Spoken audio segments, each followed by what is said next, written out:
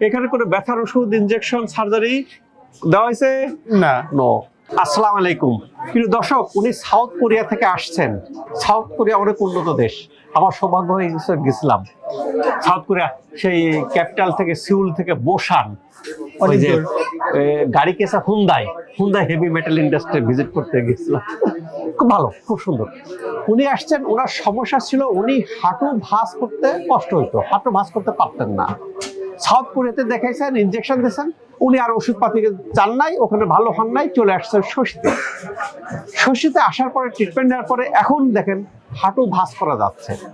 এই যে যারা হাঁটু ভাঁজ করতে পারতেছেন না, হাঁটু ভাঁজ করার ক্ষেত্রে কতগুলো মধ্যম ট্রিটমেন্ট নেওয়া যেতে পারে। একটা, ওষুধ খাওয়া যেতে পারে। ওষুধ খেলে কি হয়, আমি নাটকে ব্লক করে দিচ্ছি, আমি ব্যথা বুঝতেছি না, আমি ভাঁজ করতেছি। ইনজেকশন নেওয়া যেতে পারে, সার্জারি করা যেতে পারে।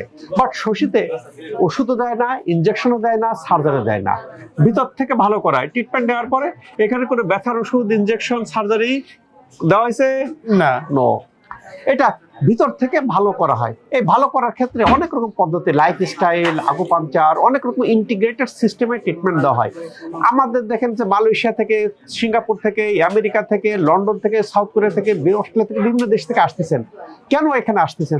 শশীর মূল মন্ত্রটাকে এখানে কম্বিনেশন ট্রিটমেন্ট, ইন্টিগ্রেটেড সিস্টেম। সেই কারণে কিন্তু রেজাল্টটা খুব দুর্দান্ত আসতেছে।